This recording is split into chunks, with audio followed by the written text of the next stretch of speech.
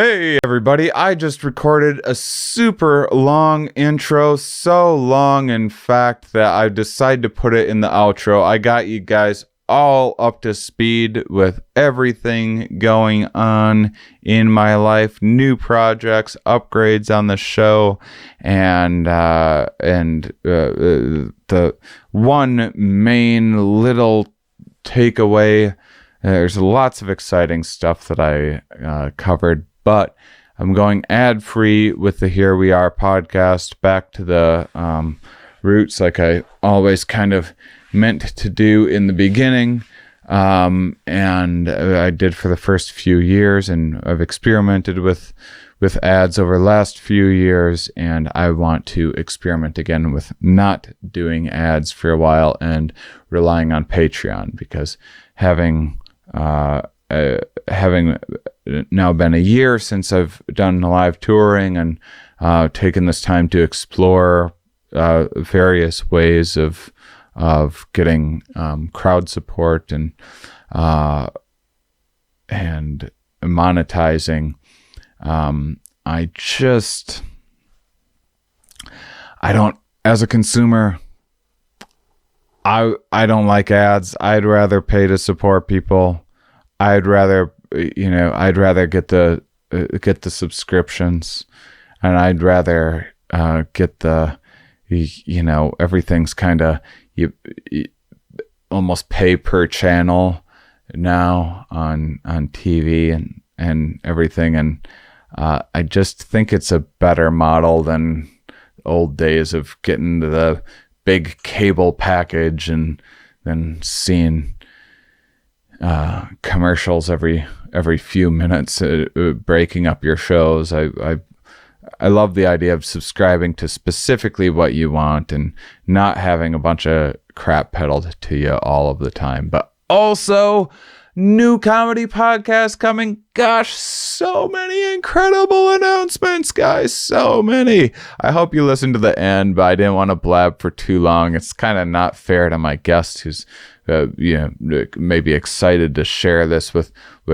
some people. So I know a lot of you listeners are used to me blabbing for a while and being kind of long-winded, and I'm sure you're used to it, because otherwise you would have left. I imagine people do sometimes. So those who that stick around are just into get the way that I express myself and speak in these kind of long essay forms and meander a little bit. So I just wanted to do a short intro to let you know to listen to the end on this one, especially just because I share a ton of stuff that I have going on. And I think if you're a fan of this show, it's a lot of good news, a lot of good updates, and I'm pretty excited for next month. So check that out and enjoy this episode. It's a really terrific episode. If it wasn't a terrific episode, I would have at least made sure to front load it with the info. But I'm very sure that you guys are gonna like this enough to stick around all the way to the end and listen to the announcements. So enjoy. Are we? Yes. Where are we? Here. Why are we here? Not entirely clear. We are misfits thrust into existence by random chance, with no hints at all as to how we're supposed to make sense of it all. It's immensely bizarre. Here we are. Hello, everybody, and welcome to the Here We Are podcast. Today, we're talking Kratom. I know my listeners are going to be so excited to hear all about this because I've talked about Kratom on other podcasts and subsequently have regularly received fan mail from people thanking me for turning them on to something that has had a tremendous benefit in a lot of people's lives. And it's something that I feel bad every time I talk about it, because I actually never researched the stuff. I am a bad. I'm not the most responsible user of various substances. It's something that I stumbled on that worked well for me when I was injured, and I didn't look as closely into it as we're going to get to today, in both the pros and the cons. So I'm so excited to talk with my guest. Marc Swogger is joining me today. Marc, can you introduce yourselves to the good people? Yeah, sure. I'm from Western Pennsylvania, and I'm an associate professor at the University of Rochester Medical Center in psychiatry. And I've been fortunate enough to stumble upon Kratom as a researcher as well. What got you into, how'd you stumble on Kratom in the first place? I was looking at 𝕊𝕙𝕒𝕪.org, the drug information website, and somehow I came across it on there and realized that the reports of experiences with Kratom were pretty remarkable in their consistency. People were talking about pain relief, and they were talking about a feeling of well-being that treated their post-traumatic stress disorder or depression or social anxiety. And they were reporting, Kratom is a partial opioid agonist. So some people become alarmed at that underpinning of Kratom's activity, but people were not reporting significant withdrawal and the downsides of opioid use. And so it struck me as something that we should take a closer look at. And I was able to get in touch with the Arrowwoods, who gave us permission to use their data, and we published our first paper on it. Amazing. So my own experience was just for so you know, and any new listeners, I imagine this episode might get some new listeners that maybe haven't heard the Here We Are podcast before, because I know Kratom is something that a lot of people have been seeking out as people are desperate to manage their pain in various ways, or not even desperate, just wanting to, and especially with the opioid crisis and everything happening, people are looking for alternatives. And I don't know who exactly turned me on to it at first, but I had I broke both my feet. One of them was pretty serious, required a surgery. I was on crutches for about a year. In that time, I needed a second surgery. I was on. I know exactly what happened. I was on a cane after that. So here's what happened. So I had the first surgery, and I was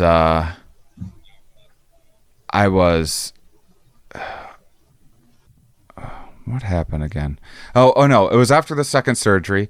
I was on a cane, and I was no longer prescribed pain pills or anything.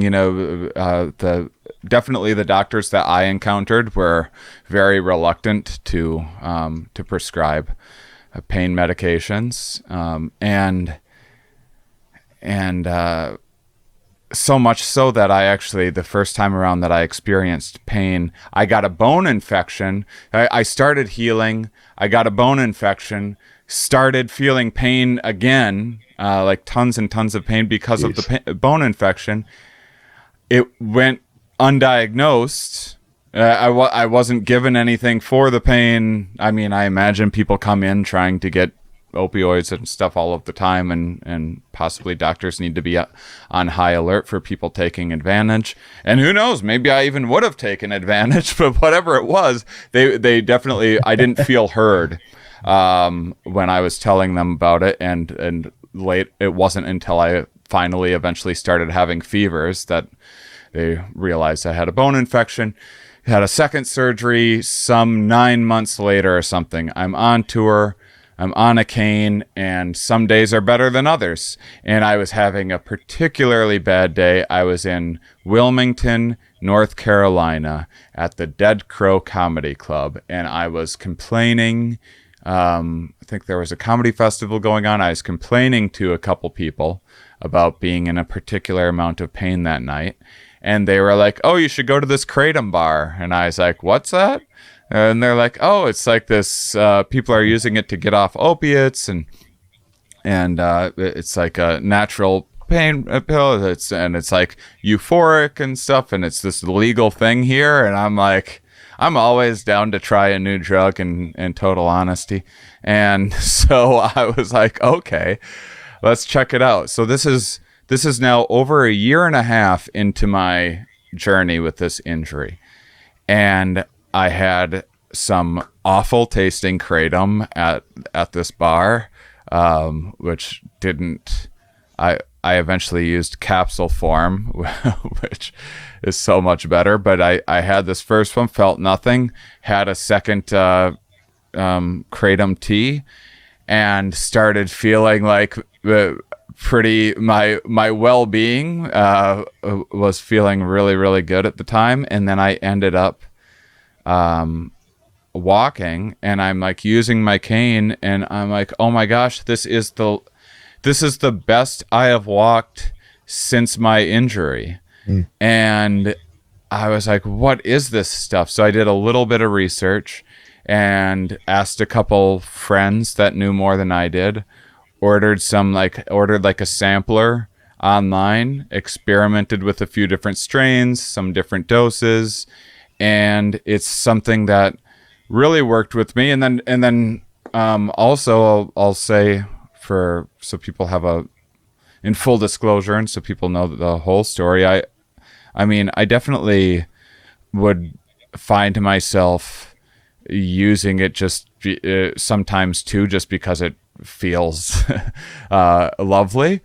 And I found that if I tried to use it twice in a day, it wouldn't work. It wouldn't make me feel better, and it wouldn't help with pain. I never figured out like a proper dose to do that anyway.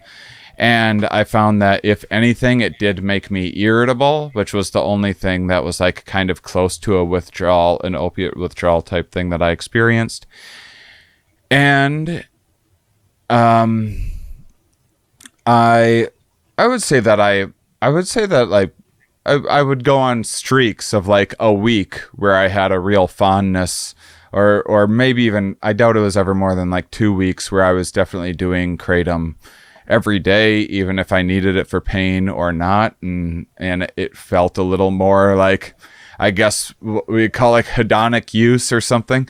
But yeah, I never had to like get clean and I usually after whatever that streak of a week or so of using it, I usually was just like, I'm just kind of over it now, and would maybe use it for pain. But yeah, I guess that was always my biggest concern when telling other people about it was, is this stuff addictive, and is it doing some sort of damage to organs or anything else that I wasn't privy to. So that's my story.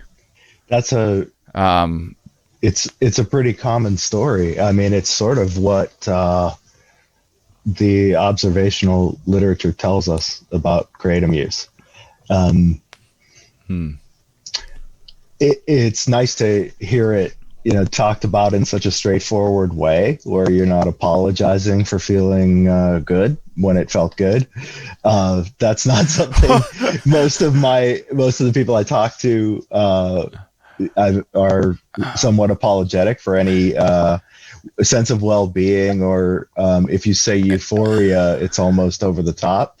So thanks for a straightforward account of your experience. Well, just on that, and not to, gosh, I know I just was blabbing for 5 minutes straight, and I can't wait to hear all of your perspective. But just as an example, I remember, think maybe talking with Rick Doblin or something at MAPS, the Multidisciplinary Association of Psychedelic Studies. Boy, I hope I'm not misquoting him. Let's say it wasn't him, and let's say this wasn't exactly the quote. But it was. I'm picturing Rick Doblin. It was something along the lines of in running the MDMA trials for PTSD, and they're having all of these remarkable results and everything. Some of the people, like the FDA or whatever, is like looking at the reports of what people were saying, and they were essentially coming back to the researchers going, is there a way we can take the euphoria out of the drug? Is there a way we can do this treatment without people feeling good? Like, there's just such a strong aversion to someone feeling good. It's really odd. So go on. I mean, they treat it as a side effect, right? To something to be eliminated if you feel that good. I guess I can understand part of the argument. They've seen so many drugs like heroin and such that really ruin people's lives by, there's some truth to the idea of having your reward system hijacked. Yeah. It's a real thing. Just to once again, Jesus, I'm being the worst host.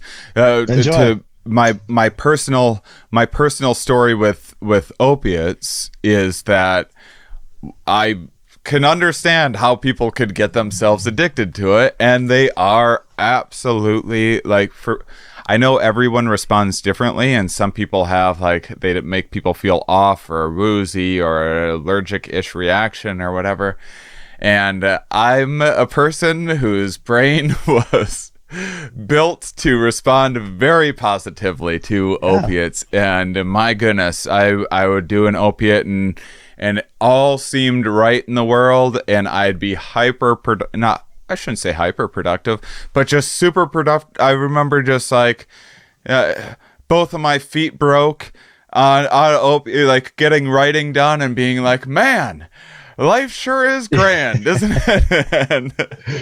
and so yes, the argument, I can understand the argument of what if something feels so darn good that you can't help but indulge and run into the many negative impacts that come along with addiction and overuse. Yeah, but and then it's oversimplified though. Really, the important thing is, do you have a support system? What gaps are there in your life, in your social network, and your connection to other people? And it turns out those are really super important. Like they will partially determine where opioids take you. Wow, to the gutter. That is so interesting. Yeah, that's the stuff, and that's the stuff that's been ignored. And I think that's really come up with Kratom. Is that sort of can people use something that makes them feel good without destroying themselves, is basically the government's response to it, right?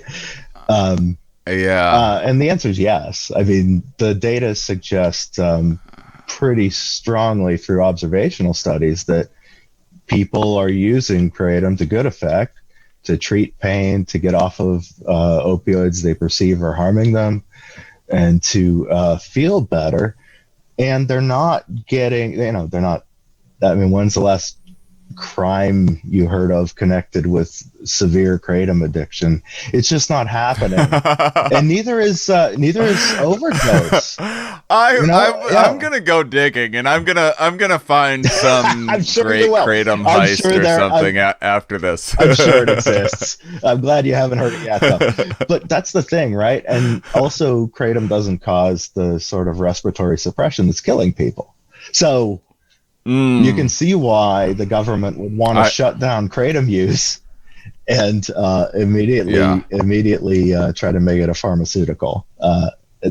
And I've had myself one night on oxys. I was I hadn't drank in a few years, and I was and I was just like feeling loose, and it had been a stressful year, and I had a little bit to drink, and then which led me to loosen up and do more oxy, and I think that I definitely overdosed, and I could feel my respiratory functions shutting down, and I think I got pretty close to I could see how people what an overdose feels like and how it happens. Oh yeah, I mean, people don't realize it's coming, and it's not that hard to do with opioids. Everything was fantastic until it wasn't. Right? That's And it was like I was having to concentrate on every single breath that I took. It was terrifying. Actually, it was like, but also you're chill at the same time, but intellectually I knew what was happening. So it's like I know what's happening, and it's pretty serious. Yeah. If I could feel serious right if now. I could feel serious, yeah. Yeah. So Kratom doesn't have any of that. That's something I didn't know. So no respiratory issues? No. Well, that Yeah. should be like all most people need to know. I mean, obviously they want to know more, but if there was one thing to sell Congress or anyone else on, my God, right there. If Congress's concern was our health and well-being and public health measures that work, that would be true. But that's not the Congress I know. Oh man, what's the Congress you know? I don't know Congress, but it sure looks like they're not really focusing on our health and well-being. I'm not gonna put you in a place where you have to. I was only trying to create a safe space for anything that you did want to. I appreciate it. I will tell you this: the Kratom issue in Congress, when the DEA was announcing their intent to schedule, the American Kratom Association and a number of scientists who just felt it was the right thing to do, people like Jack Henningfield and Oliver Grundmann, and were in touch with Congress about this. And the interest was, it ranged from, among members of Congress, it ranged from, this seems like a really important thing to engage with, and see what we can find out about, to I have a lot of the herbal industry as part of my congressional portfolio, and so I need to be on this. I see. And people, senators and people in the House were interested in it. It certainly takes a much lower priority given, what we're going through now, but there was some goodwill, and that made me pretty happy. Well, I in a perfect world, you'd think during a pandemic would be the perfect time to reevaluate different things that are maybe stopping opiate addiction for a lot of people when those rates are through the roof and everything else. But again, that's not the Congress we know. Yeah. Well, because I will say, during this pandemic, on the other side of it, so probably before COVID, I would have been, and I was, just more pro-alternative just about everything rather than some of the common models. I was even, I'm still, suspicious of pharmaceutical things and this and that.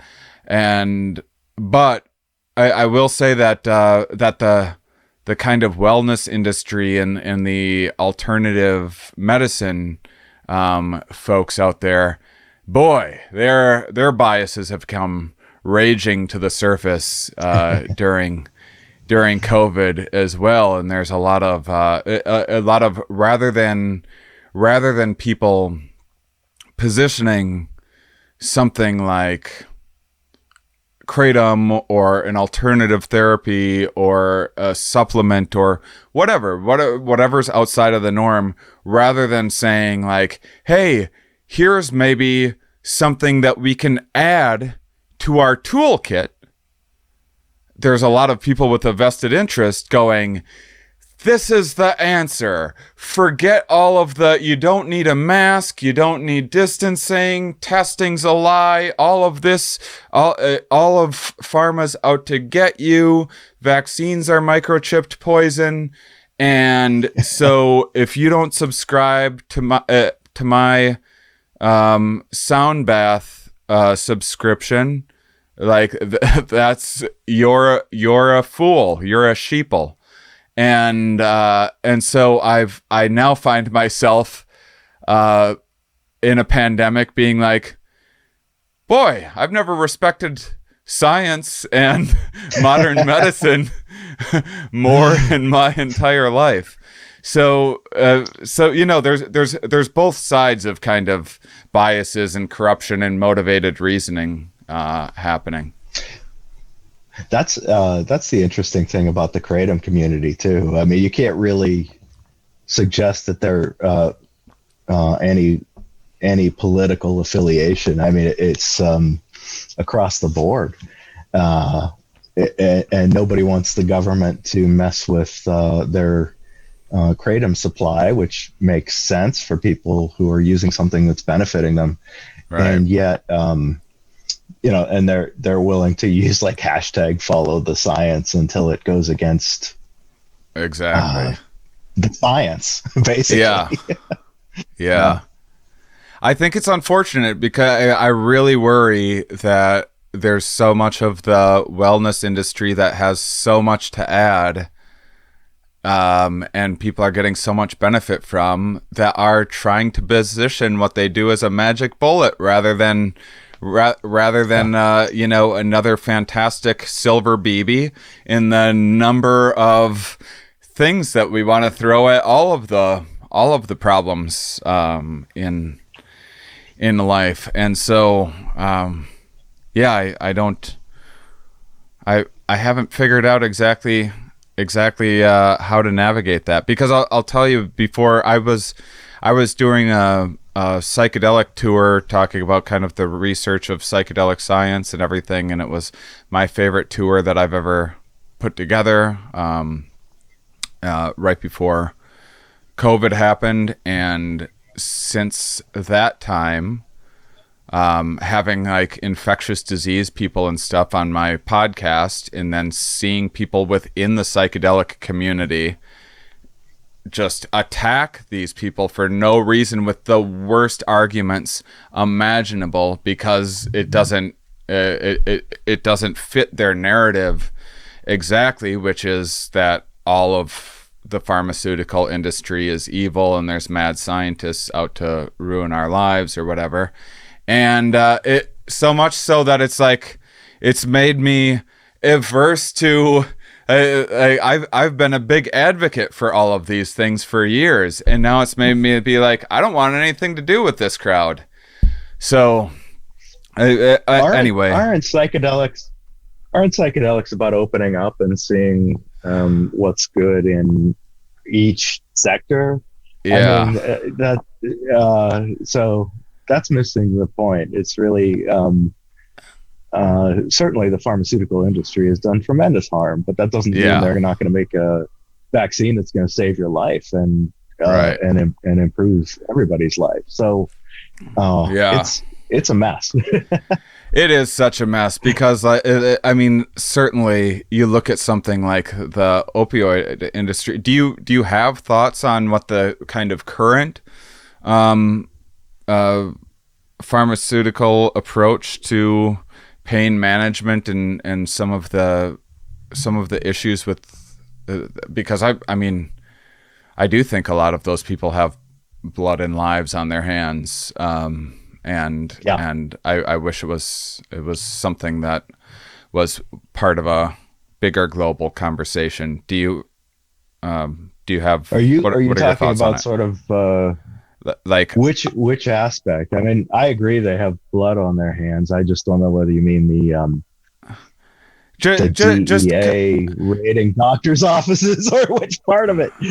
oh yeah.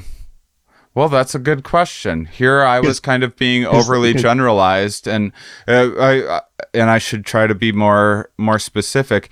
I guess I think in terms of I think a big part of the real corruption that happens, that's like run-of-the-mill corruption in the world, is there's a product that maybe has some benefits in a lot of regards, maybe has some side effects that, you know, that company has a vested interest in covering up the side effects, or trying to quiet some of the research that's showing that something like opiates or soda or tobacco or whatever else is harmful for you, and uses money to lobby Congress and that sort of thing. I guess that's the main concern that I think about.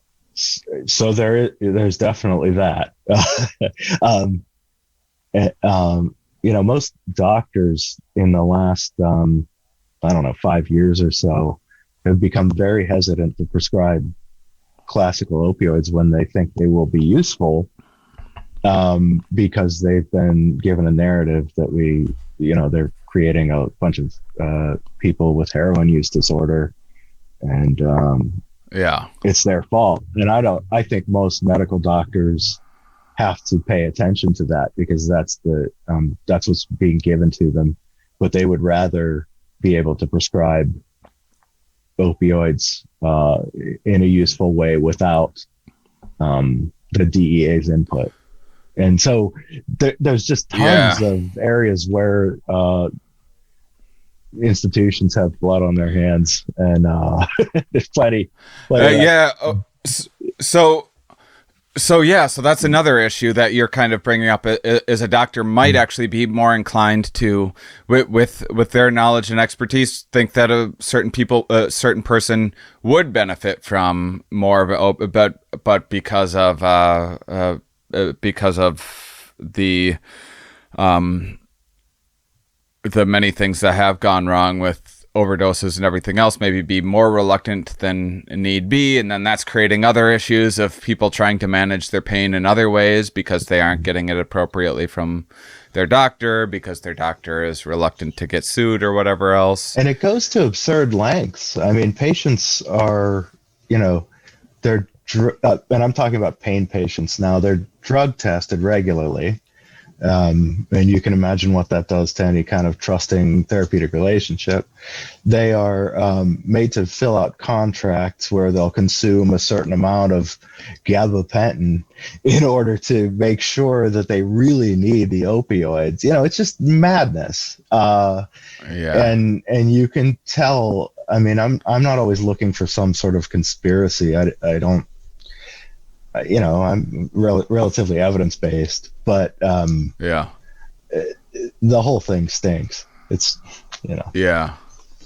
I mean, I think that there is, usually in terms of, so I had someone ask me recently, well, what do you consider the difference between a conspiracy theorist or a conspiracy and corruption? And I guess it's that corruption has more of a bottom-up kind of after-the-fact feel usually to me, where there's some unintended consequence, whereas a conspiracy feels a lot more like there's mad scientists, or there's like people that are their actual goal from day one is, how do we enslave or kill X amount of the population or whatever, and that's what their motivation is, rather than trying to sweep some other thing under the rug or whatever.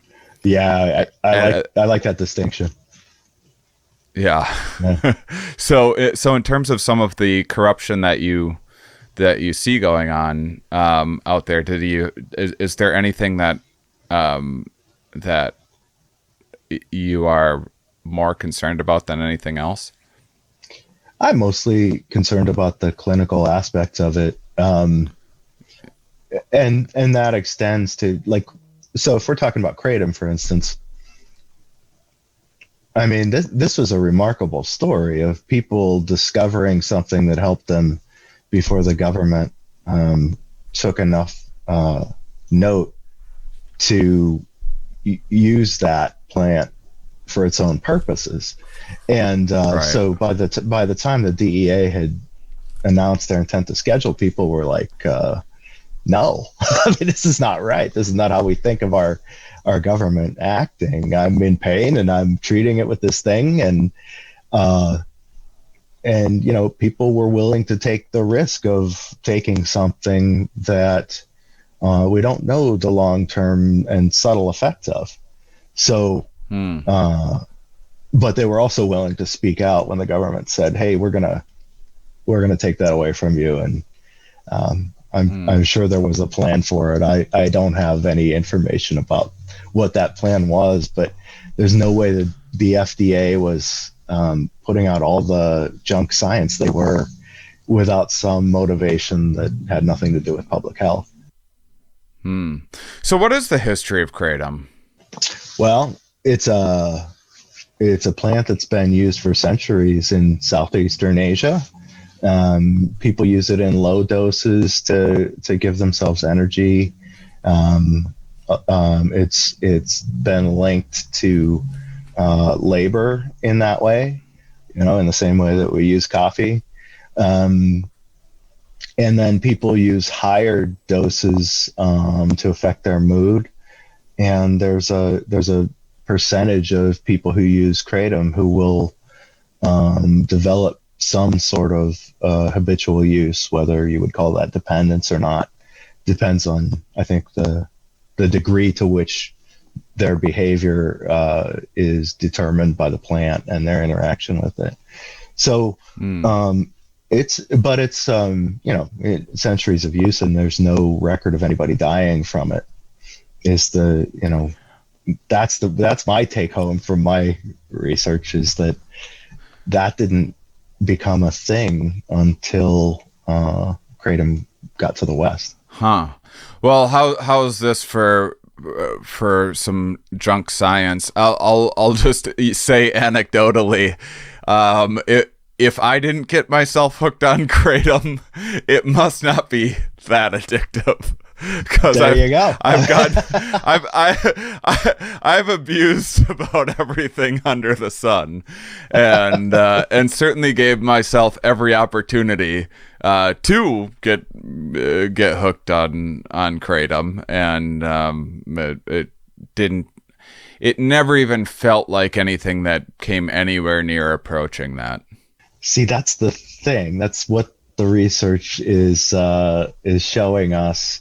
That's it matches your description, and it also indicates why people were so up in arms about it, right? Like if all these people who wrote into the government and scientists who made the case that this was not something that we should put on Schedule 1, if they had experiences where they got hooked and, you know, were withdrawing and, you know, their lives were destroyed, they wouldn't have been writing these anecdotal reports into the government. So it fits. Let me give you another one, just to sing some more praises. So this was right before the election. I was out, so probably hadn't had kratom in, I don't know, a year or something like that, right? Never like, I better quit kratom or anything like that. Just stopped taking it. Hadn't even thought about it. Which is, you know, as someone that's quit drinking alcohol, I think about drinking alcohol all of the time. Yeah. And so one day I'm playing pickleball, which is like old person tennis on a slightly smaller court and with a wiffle ball and ping pong paddles. I've I'm never pro heard. pickleball, so I've just never heard of it, by the way. oh, get into it. Yeah, it's just slightly less running. It's tennis with less running. I'm already into it then. Yeah. And I tweaked my back. I'm 40. I did something and I tweaked my. And I remember at the time that it happened, I was like, "Oh, did something there," and kept playing. Didn't even think about it. 3 hours later, I'm sitting in a recliner, and all of a sudden, my lower back is just like I'm like, have I been sitting for too long? What's going on here? And then another 2 hours later, and I'm like, what in the world? Now this nerve pain is just like shooting through my body. I'm just gonna go to bed, try to sleep this off. Can't sleep all night, tossing and turning. Got like an hour or two of sleep. Wake up in the morning, and it's getting worse and worse. And I'm like, do I go into a hospital? Right? There's COVID happening. If I don't need to go into a hospital, I don't have to, or if I don't have to go into a hospital, I don't want to. And I'm like, what do I do? Do I go to an acupuncturist? Am I exaggerating this pain? This is crazy. Like, I've never felt something like this, and it's just shooting through my whole body now. And I remember, I have kratom. I forgot. And I go and I have a bunch of kratom. I think I had a couple edibles too, which I normally don't. I'm not a big marijuana person at all.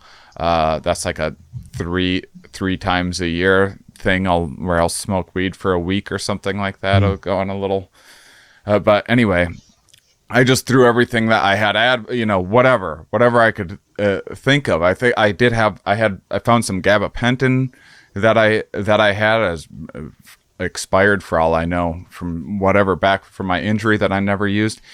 I just threw everything that I had at it, but kratom, the second I felt the kratom come on, all the nerve stuff just went away. And then it came back when the kratom started wearing off, and I was able to use it a little bit again. And like I said, it almost never works twice in a row when I use it. And then I used it again the following day. And then I ended up, even after the nerve pain was, I'm like, I'm having a nice time with kratom. It's kratom week. And then I just did kratom every day for a week until I was out of kratom. And then I had no inclination to go and buy more kratom or anything else. Yeah, that's what, when we talk to people, that's what they're reporting. That's what studies show across cultures, is that it's super useful for pain, and useful as a substitute for opioids and maybe other drugs that people want to get off of. Even SSRIs, it may have some withdrawal ameliorating effect. And so, really, that's anecdotal.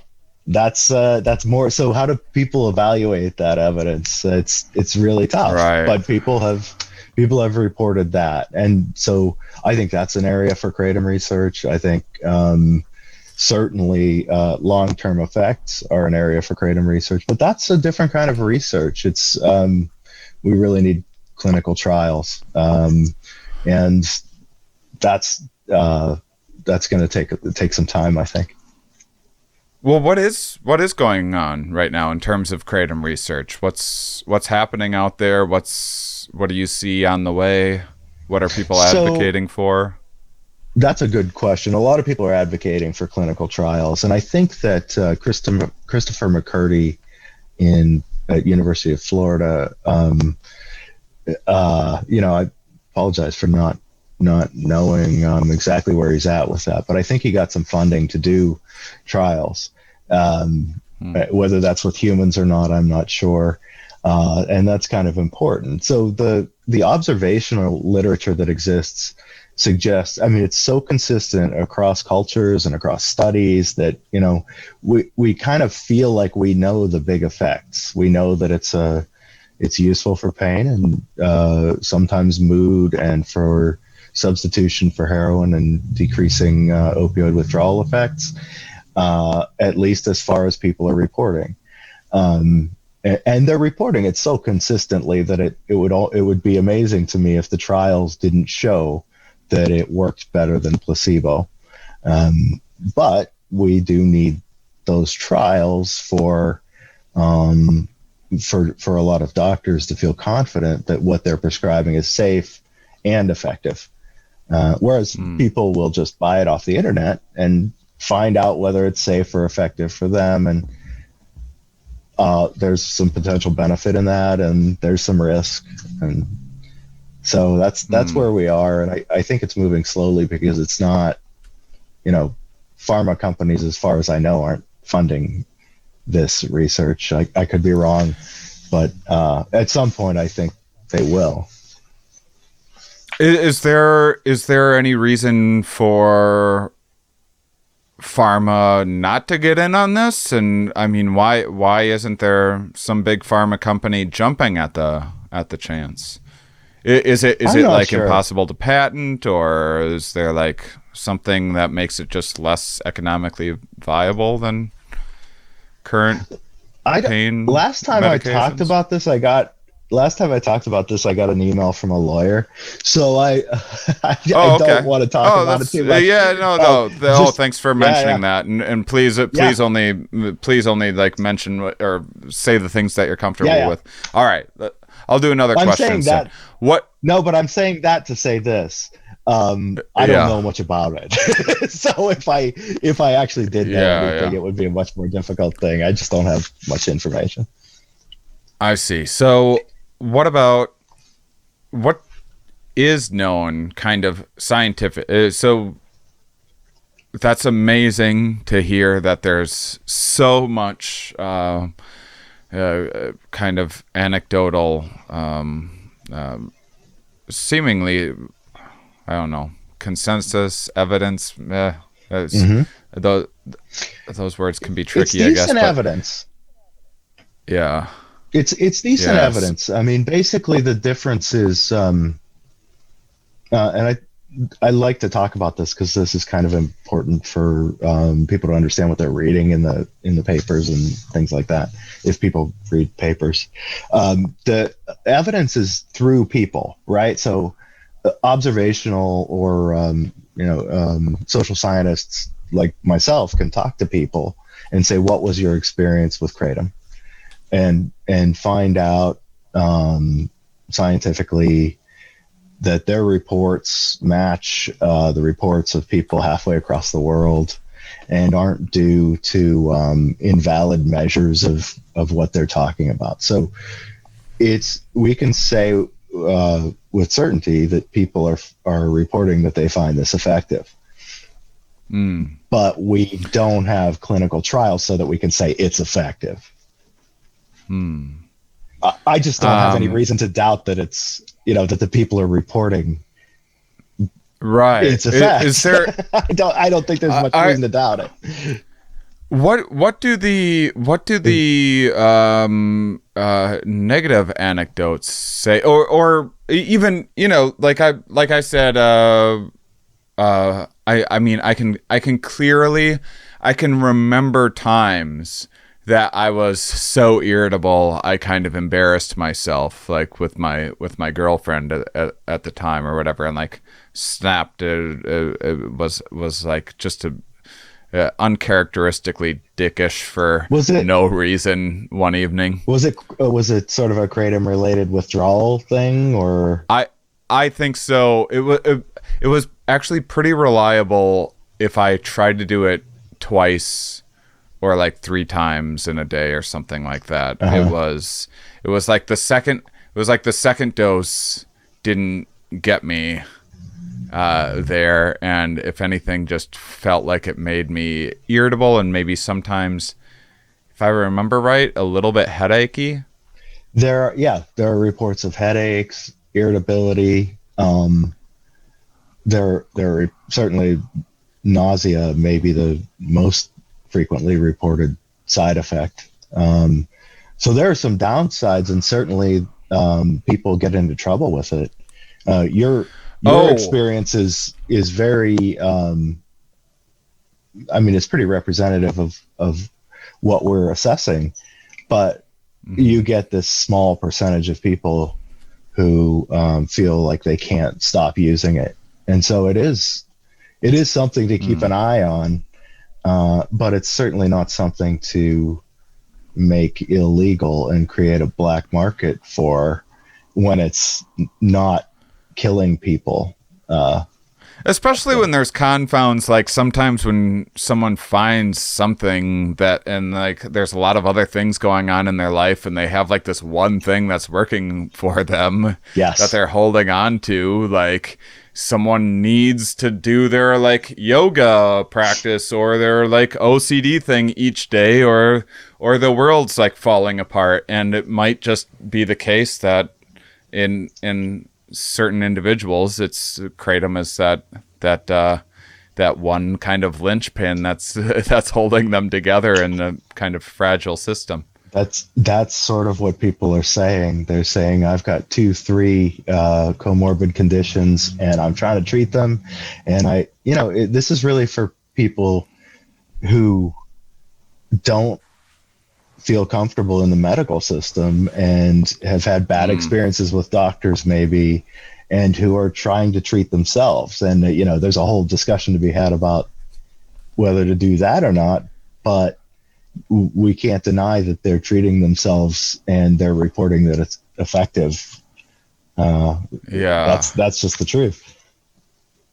I mean, oh man, I'm so much for people finding their,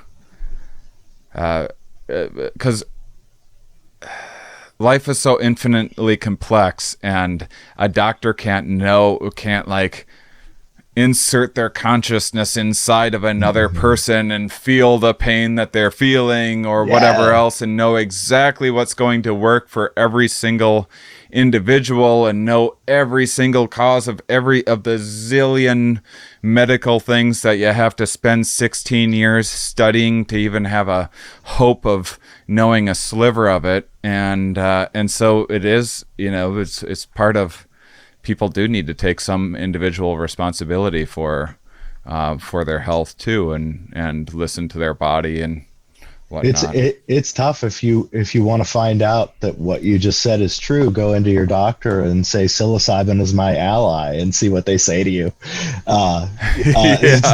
It's not a particularly sophisticated understanding of psychoactive compounds. What being a doctor is a sophisticated understanding of sanctioned medicines and their interactions with your physical condition, right? Or other medicines you're taking, and what might be best for you within that frame. What a great litmus test for finding a good doctor or therapist, though. My goodness, I think you've just stumbled on something. I hope not.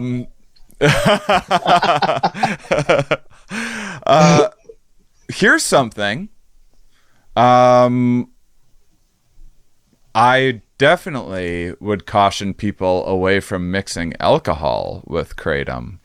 Boy, that's something that not just me, because I didn't even have the same negative impact as a lot of people, but people that I've introduced kratom to, if they ever mix it with alcohol, it wasn't uncommon for them to report having a horrible hangover the following day. So I've heard that anecdotally too. I'm not surprised. Alcohol's messy, right? It interacts with all the drugs you're taking, basically, no matter what. Yeah. I don't recommend that. Do we know just kind of neurologically what kratom is doing? When you say a partial opiate agonist, is it how similar is it to a traditional opiate, and what are the differences? So I'm trained as a psychologist, and that's right. that's but I'll try. In the way that classical opioids are stimulating different opioid receptors in your brains, in your brain. So is kratom to a lesser extent, and fewer of the types of receptors, as far as I know. So when I was talking to pharmacologists who were telling me how to think about it, they would talk about it being a partial opioid agonist. So it's doing some of the activity at some of the receptors that opioids like, heroin or Vicodin are doing, but not all of them, and especially not the ones that control respiratory suppression. And in addition to that, there's a lot that's unknown about what's going on with kratom, and which alkaloids are most important. They're pinning that down, and also trying to figure out which receptors it interacts with. Serotonin's involved, because serotonin's involved with everything. So that's my understanding, but I don't get very reductionistic. I think most of the information on drug use in humans that we've gotten that is useful was before fMRI. So yeah. Well, this may be kind of outside of what you do as well, but do you have any is there anything that you can tell me about what's kind of the deal with all the different strains, and are there different kinds of kratom? What's going on with the one dose is makes you sleepy, you take twice as much as a stimulant. It's been a while since I used kratom regularly, so I don't remember the various interactions. I think I remember using the white kratom the most, which was pitched as more of a stimulant, and whether it was a placebo, or when I tried it and I lucked out with the dosage or whatever, and it was just the one that worked for me, and maybe one of the other ones would have even been a better or just the same effect had I done, who knows the number of other confounds there were. I wasn't doing a very rigorous research. Where was your control group? I was kind of throwing a lot of kratom in my mouth and seeing what happened. That's what it sounds like. So I'll talk about my understanding of it, but I will be corrected immediately, because people are on top of this. I think the most useful distinction has sort of been the white, green, red strain distinction, with the red strains being somewhat more sedating, and the green being somewhere in the middle, and the white, as you said, being a little bit speedy. I think they all at low doses are similar to coffee, because they are all a bit more stimulating at lower doses. And then if you take a bunch, people are saying that the red are much more sedating than the other ones. So I think there's something to that, but whether, if you had an understanding of the specific alkaloids in any given sample, you would know better than what we're talking about with these strains. And I think people will start to pull that together, like with cannabis and the terpenes and the different ways of understanding what you're getting. I think that's, if kratom stays legal, I think that's going to be part of the marketing. And another thing you mentioned was the sort of different effects you're getting, or maybe you didn't mention that. Maybe that was the usual voices. But I think that it depends. Yeah, you mentioned the confounds. It depends so much on all the other stuff going on, right? Like set and setting is important for everything. It's not just psychedelics. It's everything, and there are many confounds based on what people are taking. I do want to, there's a standard disclaimer. If you're going to use it at your own risk. And if you're using, like 5 grams or more a day, and you feel like you need it, then it's worth looking at your relationship to the plant. Yeah, but well under that, people are using it to good effect without a lot of problems. So what about in the kind of current system? I think one of the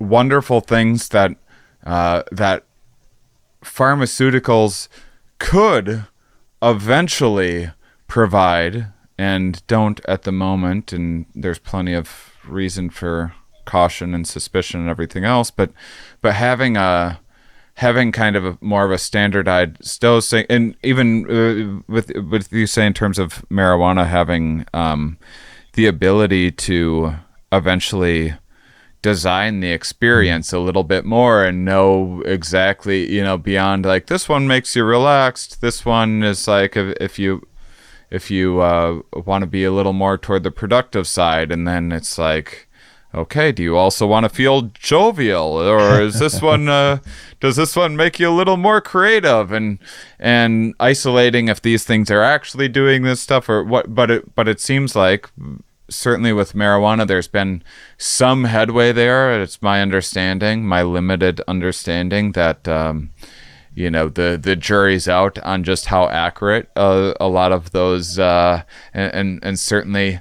you go, if you don't trust a pharmaceutical company, you probably shouldn't trust a drug dealer either. You probably shouldn't necessarily trust every bud tender. It depends on the drug that dealer. There is more than a doctor. It definitely. It depends. It depends. Just like there's good doctors, there's good bud tenders, there's good therapists, there's bad or even just poorly informed or misguided or people that are maybe overselling their product. And once you make anything a product and you're making money off of it, it's easy to add a few more impressive sounding adjectives and on the product that you're selling. Yeah. I mean, this is like, I'll do an ad on this show, and I'm gonna, I'll probably highlight some of the positive effects of what and benefits of the whatever product that in the ad that's been inserted in this episode, and I'll probably downplay some of the negative things. And this is what happens when you monetize things and have motivated reasoning. And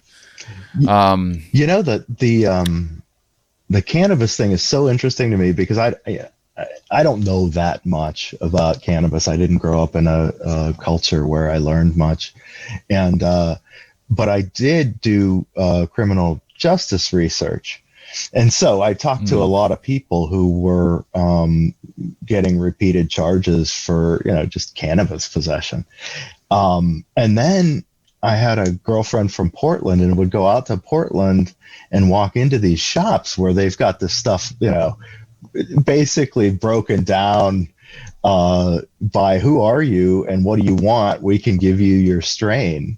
And so it's just this ridiculous use of cannabis to oppress some people while exploiting the market and developing more and more attractive options that actually help other people.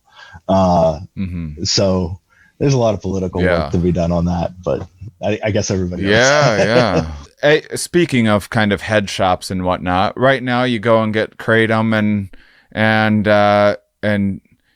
depending on the state or whatever, you're going into some tacky bong shop, that's like, boy, was that dragon bong super cool looking when I was 16 years old, but I'm not sure I want my medicine from the same person selling me the dragon bong now that I'm a 40-year-old adult. And and that's even, I'm not trying to be unfair to the dragon bong people. I love a what's good glass your deal? blowing Why do you hate dragon, them? but I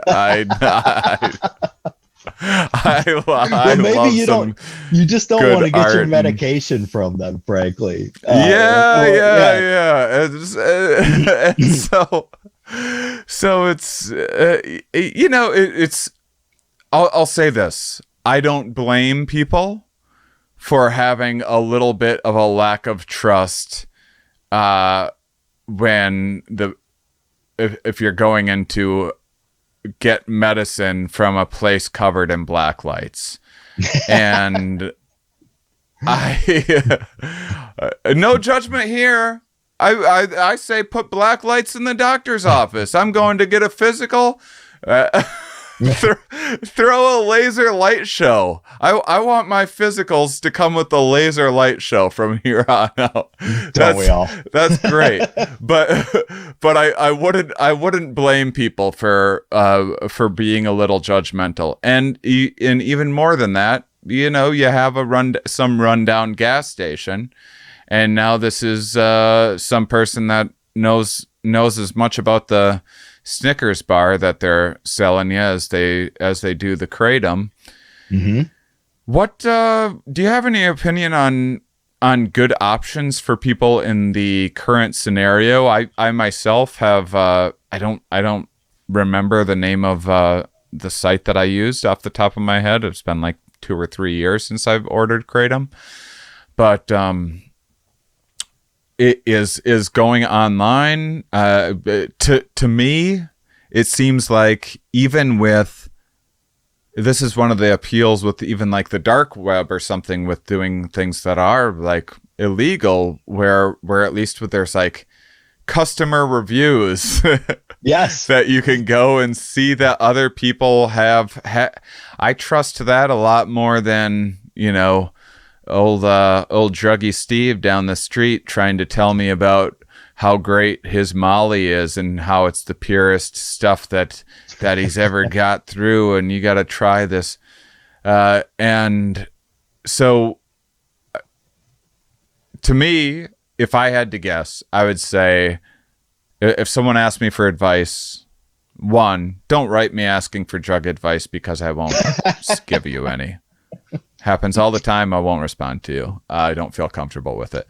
But if I were forced to, I would say go online and do some research, find some places that has good reviews. Yeah, I think, one of the things is that the American Kratom Association is promoting these Kratom Consumer Protection Acts in different states. And in some states they've been passed. I can't remember which ones.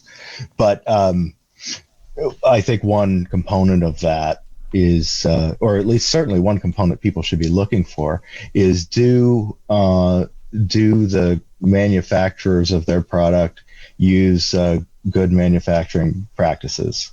Do they have a GMP facility where they've actually submitted to some sort of testing of their product? And so I'm probably not, I don't know the language, but something like that is pretty important for a substance that could easily be adulterated or not be Kratom at all. So just to have some voluntary testing done. And I don't want to name particular Kratom manufacturers, but I think people can find, people can find good sites there. And frankly, the idea of contamination is used to scare people more than it actually occurs. There have been some, there was at least one study I saw recently that looked and said, we're not finding contamination in Kratom products. And so it's not a big thing. Although when it does happen, it can be incredibly dangerous. So it's worth seeing what your supplier is doing to indicate that their product is being regulated in some way until law is applied to it in any particular state. I guess the other advice that I'd give someone is that if they do happen to be fortunate enough to be in, like, I discovered kratom at a kratom bar in Wilmington. I think that I think a kratom bar is a really nice place to go and have your first experience. Is there, probably obviously probably pretty enthusiastic about kratom and are probably particular and just like just like a wine bar is probably not probably not going to be selling the bottom of the barrel wine. A kratom bar is probably you're probably dealing with people that have already put in a fair amount of the research for you and done a lot of sampling and received feedback from customers and everything else. What one thing free market capitalists and socialists can agree on is don't poison your customers. So, yeah, I think you're right. So as we're wrapping up, I was curious, as I love asking my guests all sorts of things outside of the realm of what they are, what their actual research or whatever is about. No, it's just about what you could say about current laws and where they. I should have looked before, but like where we're at right now in terms of, are there states where kratom's becoming illegal? Is that looking worse or better, or what's kind of happening on that front, or your feelings? I don't think a lot of the information about what's happening is getting out, and I don't know. The American Kratom Association has a map where they show where kratom is legal, illegal, where they are considering the Kratom Consumer Protection Act, if I remember correctly.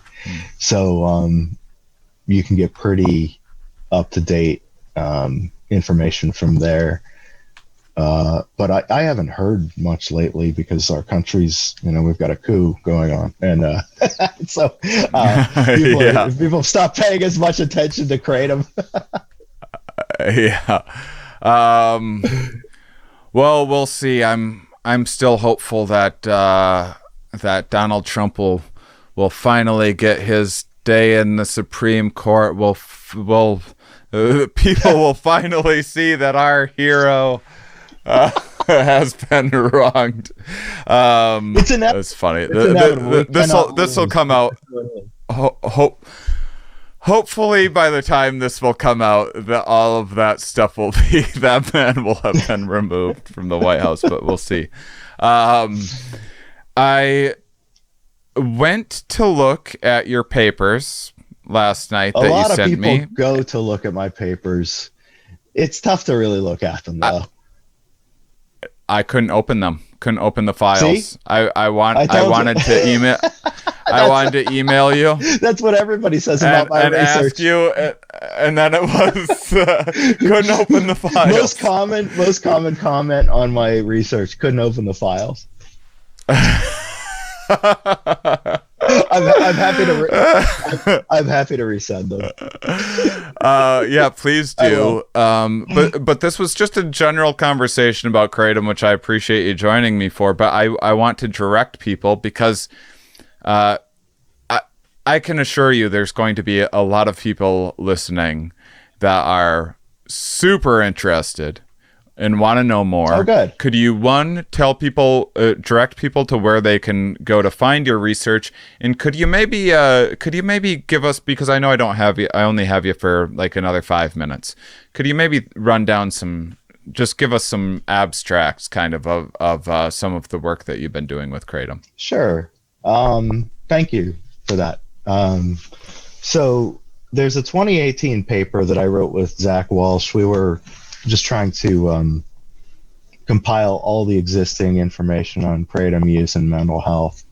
So we pulled together a number of studies and sorted them according to rigor and kept the ones that were really that we could evaluate based on what they reported. So if you just it's on researchgate.net. My name is Marc Swogger with a C in the first name, and I'm on Twitter at Marc Swogger. So if you get a hold of me, I'm happy to send you that paper. It's got really a lot of good information about what Kratom users are reporting. And then the American Kratom Association website is excellent for information. We did that Arrowwood paper and some papers since then, finding that Kratom use is not associated with, it's actually associated with lower risk of HIV and other sexually transmitted diseases in Asia, in Southeastern Asia. So there seems to be some harm reduction thing going on there that we don't quite understand. Is that potentially because of some sexual dysfunction from? Oh, you never know, right? Like whatever. I don't know. That's for future research.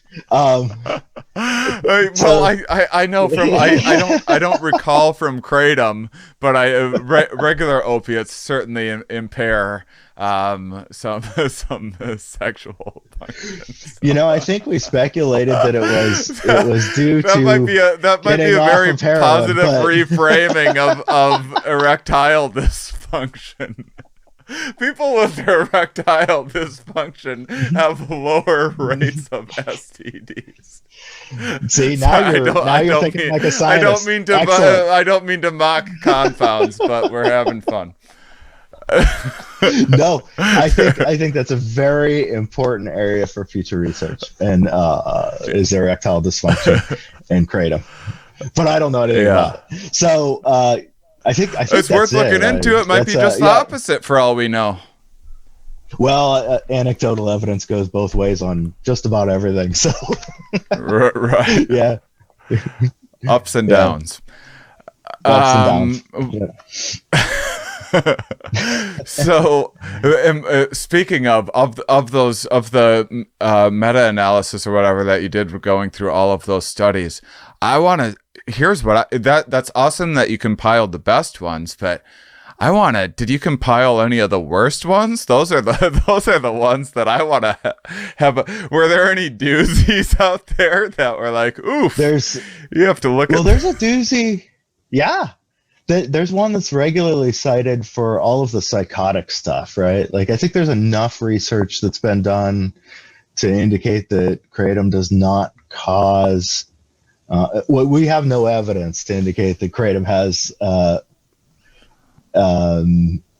the potential to cause hallucinations and delusions. But there was a study, an early study done in 1975, of a lot of people who had hallucinations and delusions, and also used Kratom, and that's been used to perpetuate this idea that that Kratom is. I mean, it's only associated with hallucinations and delusions because they associated it with them in their paper. Weird. Yeah. So now papers cite it and say it's associated with hallucination and delusions, but there's no indication that the two are. It's based on other confounds. So that stuff exists. So that was maybe that was like decades ago when people were just like, drugs make you go crazy. Yeah, sure. I mean, that could be it. We kicked that one out. Who knows? Yeah. Didn't need to look much further. Didn't need to go far with that one. Once you're warning people about the hallucinations caused by Kratom, you probably don't need to look too close into the legitimacy of the. That's the thing too. People who take it know. I mean, if people who were federally funded to do cannabis abuse smoked enough weed, they wouldn't be going on, talking to the newspapers saying, well, it could be that the weed caused that guy to eat the other guy's face. Because sativa might cause hallucinations, and who knows after that, right? It's just that's what happens with Kratom too. Yeah. Huh. Well, amazing having you.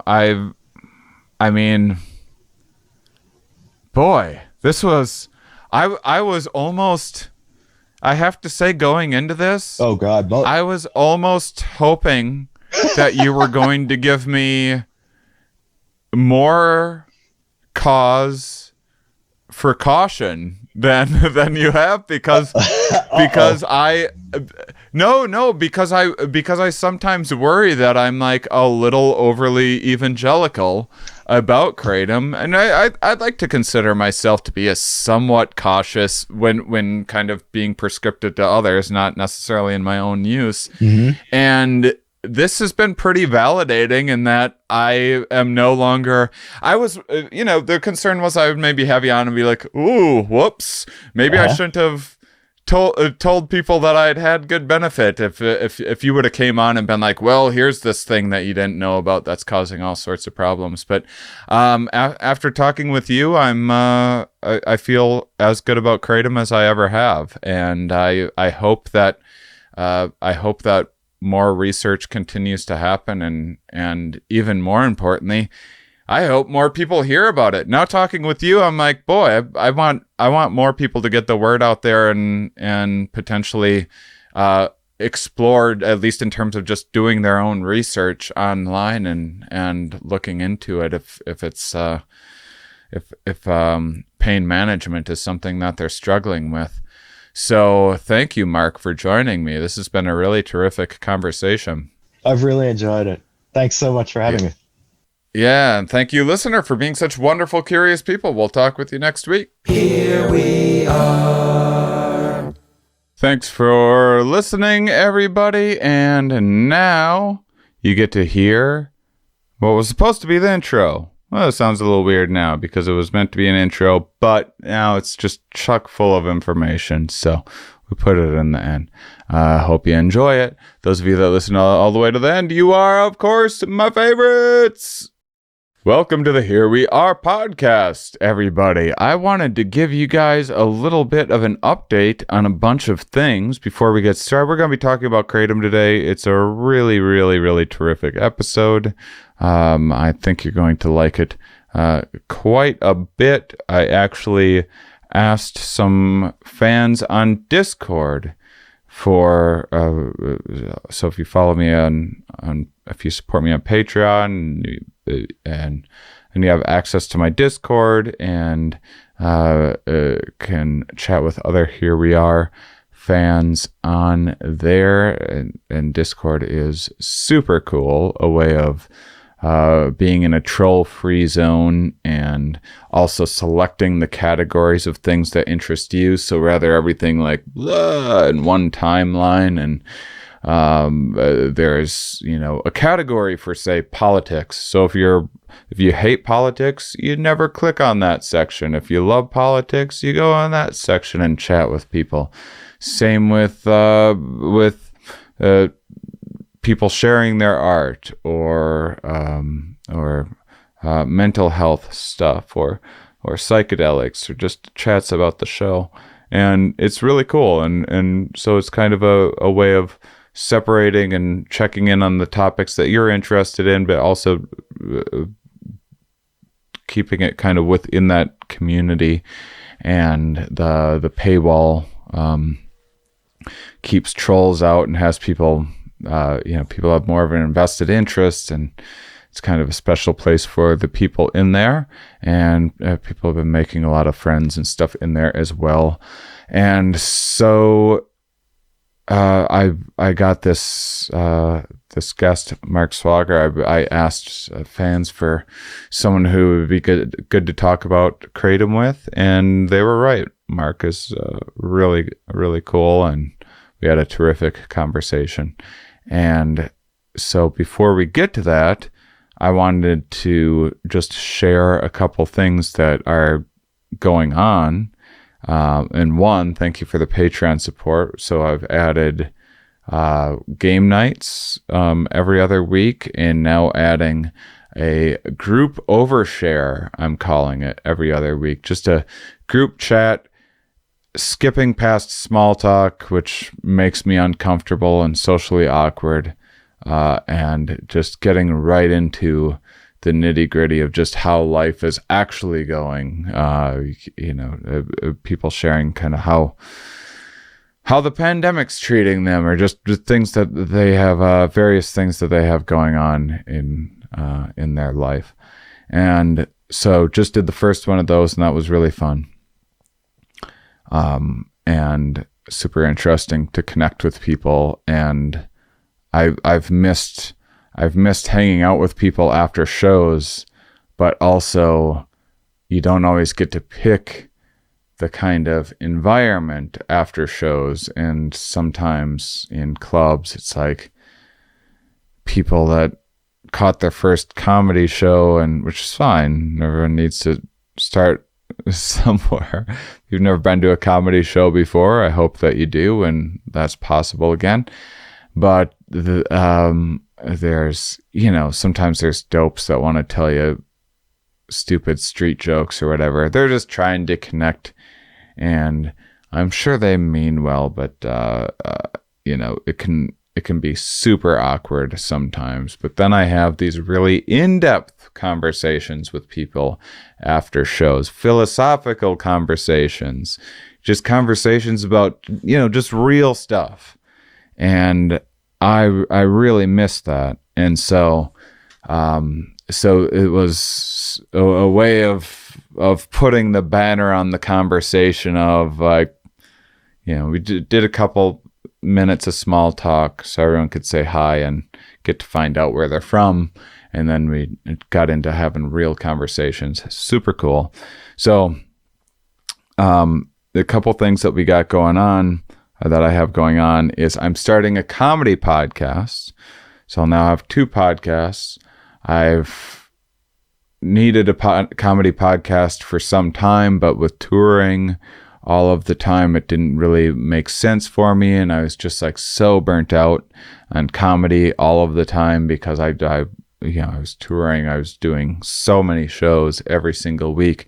Here we are has been just such a reprieve from that for me to be able to express that other aspect of who I am. It is something I really love about this show, to be able to dive into what my guest does and ask them really in-depth questions, and we have some laughs along the way and everything, but I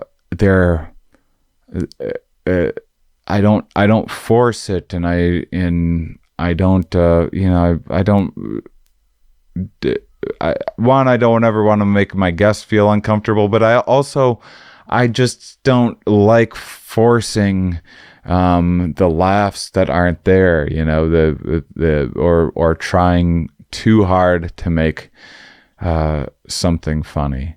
I mean, I'm sure I still do from time to time. You miss the mark and you try it a little hard and it's a little cringy or whatever, right?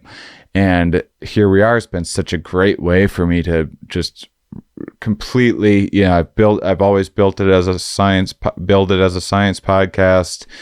I happen to be a comedian, but I'm just deeply passionate and interested in science. I have this amazing opportunity to talk with all of these incredible researchers and academics, and so it's really satiated this other aspect of who I am, and been, like I said, kind of a reprieve from being overly satiated with comedy all the time, almost being nauseated by the amount of always having to be on and muster the, and I actually don't even really miss touring, which is crazy because I love touring, but I've just kind of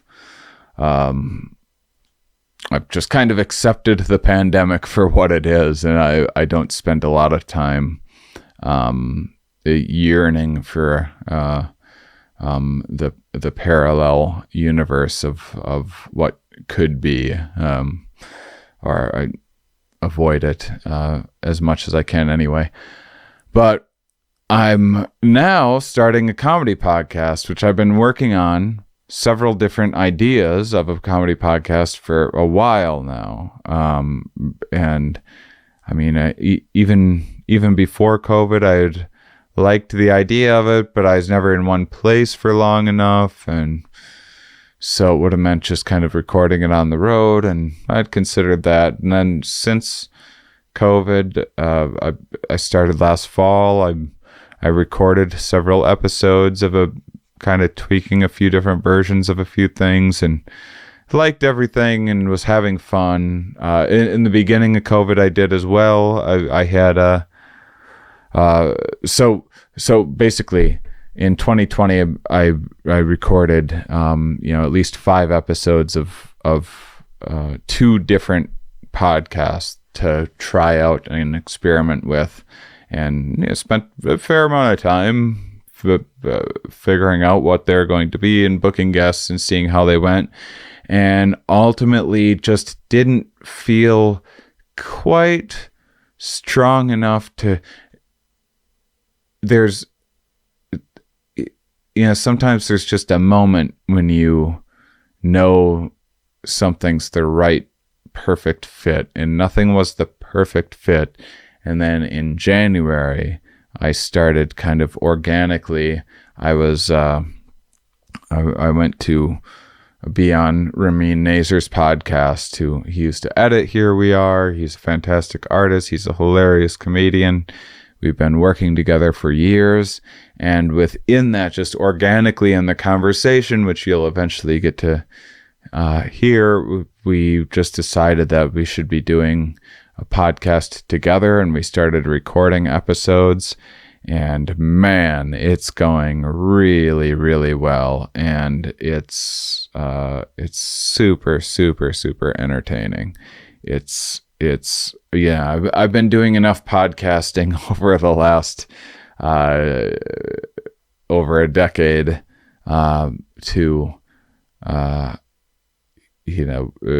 know when some of them go well and some of them don't go as well, and we've just been knocking these out of the park. So for the last month, I've been working on, we're getting art together. We changed the name once already and tweaked the vibe of the show a little bit here and there, and getting theme song together, and just setting up all the various socials and doing all of that sort of thing to get that ready to go. And so it's felt good being away from comedy for a year. It's felt good to get to start feeling like a comedian again, and still getting to share, all these. If you hear me on like Duncan's podcast or Pete Holmes, or you hear me on someone else's podcast, and I love weaving all these science ideas together into kind of bigger philosophical things, and doing them with some jokes and some fun and a little more kind of speculation than we do on this show. And so it's a way of doing that, and we've been having like huge just gut laughs consistently on every single episode. And so it's been really exciting, and I'm thrilled to be putting it together. So because so I'm going to be tweaking things, like I'm getting rid of this. I didn't even notice how bad this camera that I've been using, the autofocus thing, is. It's so unfortunate. It's such a nice picture otherwise, and I can't figure out how to turn off. I searched around everywhere because I finally realized just how bad it was. It's probably, you'll probably really notice it now, but I'm doing some things to take care of that, making some changes. And one of the reasons, because I've been interviewing academics remotely, I haven't gone too far out of the way with everything else on my plate, upgrading like the studio or the look or the equipment or anything else, just because the limitations that my guests are going to have. It's only just going to be more of a contrast in the quality. But now that there's Ramin and I are doing something together, and it's the two of us every episode. Now we're going to work on putting together, kind of a higher production value thing. And so along with that, here we are. We'll also start looking a little bit different and probably doing a few smaller upgrades as well. Like we just created a Here We Are Instagram recently, and just this backdrop and everything will probably look different by next episode, but got a lot of things going on that I'm super excited about and can't wait to share more with you. And all of this is thanks to Patreon, which will now be all of what pays for everything for the Here We Are podcast. I'm getting rid of ads for this show. No more ads. I've been with the network for a while now. It's been great. But when I started the show, the first 2 or 3 years, I didn't do ads. Any of you guys that have been listening for long enough, and I kind of swore I was never going to do ads, and I got talked into it, and it was a nice experiment, and it's been great to get support and sponsors and have a network backing it and everything. But the way that the landscape is changing, I think that this is an opportunity to try no ads again. I think you guys are going to notice the difference and appreciate not having the show interrupted. There will be ads on YouTube, because YouTube won't send it out to more people if you don't have ads attached to it, because they don't have anything to gain from people's videos that have their ads turned off. And so you kind of got to play the game there. But in terms of the audio downloads and really I should start uploading the videos on Patreon. We're going to work on that, trying to get them out ahead of time.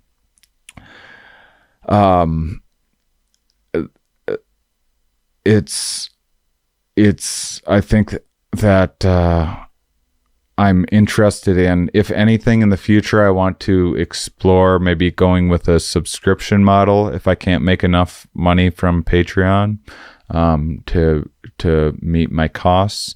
Boy, it'd be nice to make an income one day off of this show that I put tons of work into.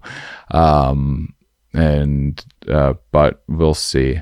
But anyway, Patreon covers all the costs of the show to get it edited and everything else. And so your support matters a great deal, and the show will continue to improve, including starting in March. No more ads. I might still have the partners that I've been, like 𝕊𝕙𝕒𝕬𝕪 or Lost Sailor, who makes my merch and stuff for me. Friends of mine, companies that I've worked with for years, where I can say whatever I want, put the ad in anytime that I want, wait till the end of the episode or whatever, and insert it anywhere without the pressures of having to interrupt the show or have it be a certain length or say a certain number of talking points, or kind of be talked into, doing ads for things that, aren't necessarily things that I use or are interested in. And by the way, I've rejected so many ads over the years. So many, probably like 4 out of 5 ads that I'm asked to do, and so and it was just getting annoying for everybody, but I don't. Man, it's been one of the things with this pandemic has made me realize just how powerful motivated reasoning is, and the narratives people are telling themselves. And if you just look at all these supplement peddlers out there that are it's not just selling you a supplement and pitching an ad. It's taking over their entire mind, their entire perspective, the guests they're getting on their shows and everything else. And so I'm interested in not thinking about any of that crap. I'm just done thinking about that crap. And now I get to, I would rather post something on Discord and be like, hey, who's a good person to talk with Kratom about? Because I don't have any stake in it. I don't have some brand I'm trying to pitch you. I'm not even telling you to take Kratom. I'm not even sure if you should or not. I just want to have an interesting conversation with someone, and I don't have to worry about selling you Shane Mauss's Kratom, and overselling it and giving some biased perspective. And God, there's a lot of grifting going on out there, and it's just out of hand. And so, and all that to then have episodes interrupted and everything else, which usually I save these long-winded things to the end so people aren't like, oh my God, when's he gonna get to the interview? I hope you can always fast forward through these intros and you aren't going to break my heart. But I just like filling people in with kind of what's going on behind the scenes and giving some updates. But I'm excited for that, and I do hope. Look, I don't want to beg or like guilt trip. It's always this weird thing with the various ways in which we have to sell ourselves or figure out a way how to make a living doing the things that we love or promote what we do. But I'm very much interested in Patreon.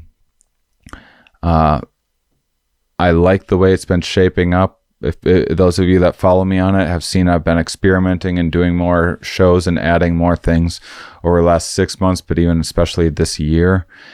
And so I'm just I'm thrilled to kind of just put my eggs in that basket for now, see how it goes. You can go to the Here We Are podcast and you can send me stuff on PayPal and stuff too. I have links on there. I should add a Bitcoin link as well. I've been meaning to do that for like 2 years. Always the procrastinator. But anyway, all that being said is, maybe down the line, with the new podcast or something, we'll explore doing some sort of subscription model, like a couple people do, and that way I can still offer a subscription to people that can't afford it, and you can still listen in, but it would be a way of kind of getting normal, regular income, and without having to do the ads thing and being beholden to that. So I'm excited to just kind of be reassessing everything and launching this new project and kind of making some improvements and seeing if it pays off. So support me on Patreon and enjoy today's episode.